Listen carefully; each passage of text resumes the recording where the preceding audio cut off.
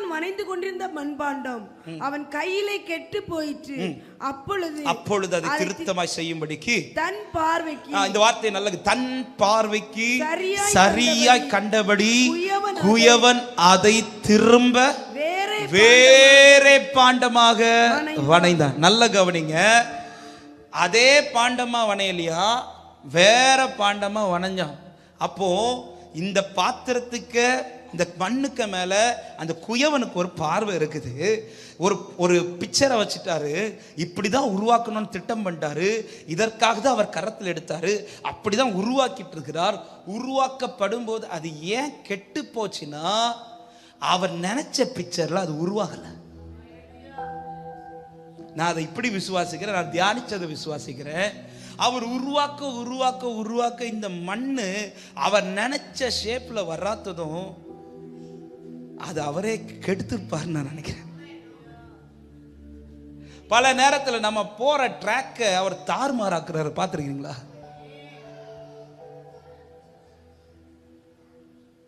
சில நேரத்தில் நம்ம போற ட்ராக்க ஆண்டவர் குலைச்சு விடுறது மாதிரி இருக்கும். கழுகு தன் கூட்டை, தான் கட்டின கூட்டை எப்படி தானே குலைக்குமோ, அது குலைச்சி விடுமோ, அது கலைத்து விடுமோ, அதே போல சில நேரத்தில் நம்ம போற ட்ராக் அவர் சில நேரத்தில் கலைப்பார். சில நேரத்தில் நம்ம சித்தப்படி சில காரியத்தை செய்ய போகும்போது அவர் அதை தாறுமாறாக்குவார். தாறுமாறாக்குறது ஒன்று இல்லாம போக பண்றதுக்கு கிடையாது. உன் மேல வைக்கப்பட்ட பிக்சர் வேற, அதன்படி தான் உன்னை உருவாக்குவார் என்று உன் சித்தப்படி எதையும் அவர் செய்ய மாட்டார். ஹல்லேலூயா. இன்னைக்கு இந்த ராத்திரி உங்களுக்கு சொல்லப்படுற செய்தி அதுதான். அவர் வச்ச பிக்சர்ல உருவாக்கப்படுறது வர, என்ன பிக்சர்ல நீங்க உருவாக்கப்பட துடிச்சாலும் கர்த்தர் அதை தாறுமாறாக்குவார். அதை நான் இப்படி வழங்கும்படி சொல்றேன். அவர் சித்தத்துக்கு உட்பட்டு போகிற பாதையில் நான் போகாமல், என் சித்தத்திற்கு உட்பட்டு நான் எந்த ட்ராக்ல போனாலும் என் தேவன் அதை தாறுமாறாக்கிடுவார். இந்த வார்த்தை சொல்லும் போது நடுக்கத்தோட சொல்றேன், பயத்தோட சொல்றேன். இன்னைக்கு ஈவினிங் ப்ரிப்பேர் ஆகிட்டு இருக்கும்போது இந்த வார்த்தை பேசணுமான்னு கூட ஆண்டவர்கிட்ட கேட்டேன். இப்படி ஒரு வார்த்தை சொல்லணுமாண்டவரே. ஆனால் ஆண்டவர் தெளிவா என்கிட்ட பேசினது தான். நான் உன்னை குறித்து ஒரு பிக்சர் வச்சுட்டேன்டா, அந்த பிக்சரை வச்சுட்டு தான் உன்னை கையிலேயே தூக்குனேன். உன்னை தூக்குனதே நீ பெருசா கொண்டாடணும். ஆனா இப்போ உன்னை உருவாக்கிட்டு இருக்கிறேன். உன்னை இவ்வளவு கஷ்டப்பட்டு தூக்கிட்டு நான் நினைச்ச பிக்சர்ல நீ உருவாகலன்னா, ஆமென், அது எனக்கு வேதனை. வெட்டி போடப்பட்டவெல்லாம் என்னட்டு தான் கேள்வி கேட்பான். அவனை பெரிய ஆள் மாதிரி தூக்குனீங்கல்ல, எங்களை வெட்டி போட்டுட்டு தான் அவனை தூக்குனீங்க, என்ன நீங்க நினைச்சது போல வந்துட்டானான்னு கேட்பான். அப்படி எவனும் கேட்க கூடாதுங்கிறதுக்காக இன்னைக்கு என்ன வணஞ்சிட்டு இருக்கிறாய் அப்பா. கரத்தை உயர்த்தி ஆமென் சொல்லுங்க பார்க்கலாம்.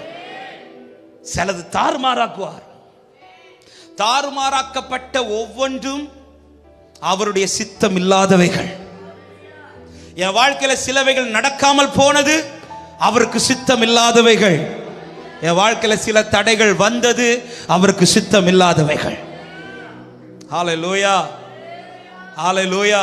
தாறுமாறாக்குறது உண்மைதான், சில நேரத்தில் கெடுக்கிறது உண்மைதான், சில நேரத்தில் தடுக்கிறது உண்மைதான். ஆனா அதோட முடியாது. அடுத்த ஒரு பாதை எனக்கு அவர் நியமிச்சு வச்சிருக்கிறார். அது மகிமையா இருக்கும் என்று விசுவாசிக்கிறவங்க நல்ல கரங்களை தட்டி ஆண்டவருக்கு மகிமை செலுத்துக பார்க்கலாம். நான் என் சித்தத்தின்படி போவேனே ஆனால் அவர் சில நேரத்தில் கேட்க கூட மாட்டார். சவுலே உன்னை உருவாக்குனது சபைகளை அழிப்பதற்கு அல்ல. ஆனா அவன் நிருபங்களை ஆரம்பத்தில் கொஞ்ச நேரம் பார்த்துட்டு இருக்கிறார் ஆண்டவர். ஸ்தேவான் விஷயத்துல எல்லாம் பார்த்துட்டு இருக்கிறார், அமைதியா இருக்கிறார், திருந்துவான் மாறுவான் பார்க்கிறார்.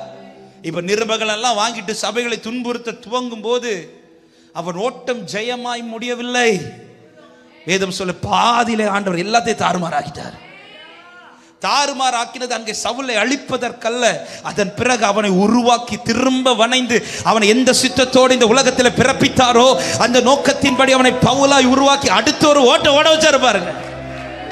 அந்த ஓட்ட முடிவில் சவுலாய் ஓடிட்டு இருக்கும்போது சவுலுடைய சாட்சி என்னை பாதியில தாறுமாறாக்கிட்டாரு.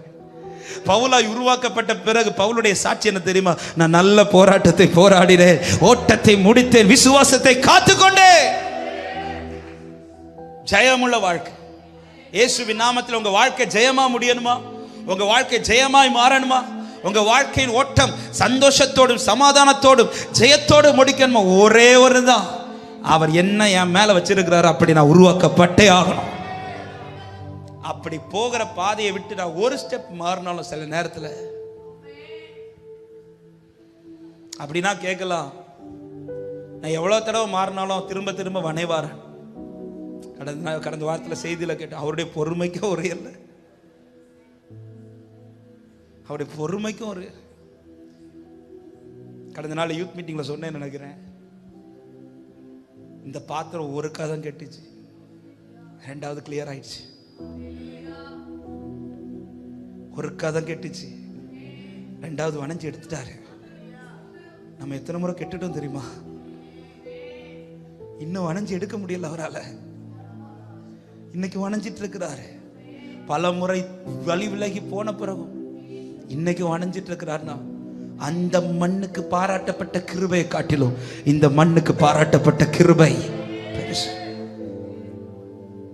ஹல்லேலூயா. அவர் ஒரு பிளான் வச்சுட்டாருங்க உங்க மேல. அதனால தாங்க மற்றவங்களுக்கு நடக்கிற பாதையில உங்களுக்கு நடக்க மாட்டேங்குது. மற்றவங்களுக்கு வாய்க்கப்படுறது உங்களுக்கு வாய்க்கப்படாதது, மற்றவங்களுக்கு திறக்கப்படுற வாசல் உங்களுக்கு அடைக்கப்பட்ட காரணம் உங்க மேல ஒரு பிளான் வச்சுட்டாரு. அந்த பிளான்ல ஒருவேளை உங்களுக்கு வாசல் திறக்குமானால் அது உங்க வாழ்க்கைக்கு எப்படி இருக்கும்னு அவருக்கு தெரிஞ்சதுனால உங்க ஓட்டம் முடியும் போது நீங்க என்ன சொல்லி முடிக்கணும்னு அவர் விரும்புறாருன்னா, நான் ஜெயத்தோட. நீங்க விரும்புறீங்களா? முதல்ல சிலர் இந்த ராத்திரியா பிரதர் அதெல்லாம் கேட்குறீங்க. எத்தனை பேர் விரும்புறீங்க? நான் முடிக்கும் போது ஜெயத்தோட முடிக்கணும், ஜெயத்தோட முடிக்கணும். நான் இன்னைக்கு ராத்திரி சொல்ற நற்செய்தி இதுதான். நீங்க இதை விரும்புறதை விட அதிகம் அவர் இதை ரொம்ப விரும்புறாரு, ரொம்ப விரும்புறாரு. அதனாலதான் சில நேரத்தில் கலைக்கிறார், சில நேரத்தில் தடுக்கிறார், சில நேரத்தில் தாறுமாறாக்குகிறார். திரும்ப இந்த வார்த்தையை சொல்றேன், இதுவரை அவர் தாறுமாறாக்கினது ஒன்றும் உங்களுக்கு வீண் கிடையாது, அது அவருடைய சித்தம். இதுவரை அவர் தடுத்தது ஒன்றும் அவருடைய சித்தம். உங்க வலது கரத்தை உயர்த்தி சொல்லுங்க, என் வாழ்க்கையில் இதுவரை தடுத்தது, தாறுமாறாக்குனது, கொலைத்தது, அழித்தது எல்லாமே அவருடைய சித்தம் இல்லாதவைகள். அப்படியானால் இனி என்ன நடக்க போகுது? எரேமியா 32வது அதிகாரம் அதனுடைய கடைசி வசனமா 38வது வசனத்தை வாசிங்க. எரேமியா 31:38. இதோ நாட்கள் வரும் என்று கர்த்தர் சொல்லுகிறார், அப்பொழுது இந்த நகரம் அனானியேலின் கோபுரம் முதல் கோடி வாசல் மட்டும் கர்த்தருக்கென்று கட்டப்படும். கரங்களை உயர்த்தி ஆமென் சொல்லுங்க பார்க்கலாம். இதோ நாட்கள் வருகிறது, இந்த மதில், ஆமா, இந்த கோடி வாசல் மட்டும் அது கர்த்தருக்கென்று கட்டப்படும். ஒரு நாள் மெடிடேஷன்ல இது பேசினேன்னு நினைக்கிறேன். கர்த்தருக்கென்று கட்டப்படும் இங்க வார்த்தை சொல்லப்படுதுன்னா, இதுக்கு முன்னாடி இடிக்கப்பட்டவைகள் கர்த்தருக்காய் கட்டப்படாதவைகள். கர்த்தருக்காய் கட்டப்படுறது ஒரு நாள் இடிக்க அவர் அனுமதிக்கவே மாட்டார். கர்த்தருக்குன்னு கட்டப்பட்டது நெகேமியா கர்த்தருக்காய் கட்டப்பட்டு அந்த அலங்கத்தை இதுவரை யாருக்கும் இடிக்க முடியல. ஹல்லேலூயா. கர்த்தருக்கென்று கட்டப்படுகிற ஒன்றையும் எந்த சத்துரும் கை வைக்க கர்த்தர் அனுமதிக்க மாட்டார். அப்ப ஏன் இன்னைக்கு சிலதை சத்துரு கை வைக்க அனுமதிக்கிறார்னா, சிலதை இடிக்கிறதுக்கு அனுமதிக்கிறார்னா, ஒரே வார்த்தை, அது கர்த்தருக்காய் கட்டப்படவில்லை. ஒரே வார்த்தையை சொல்லி நான் ஜெபிக்க விரும்புகிறேன். தேவன் விரும்புறது ஒன்னே ஒன்று, அவர் வச்ச பிக்சர்ல உங்களை உருவாக்க அவர் திட்டம் பண்ணிட்டாரு.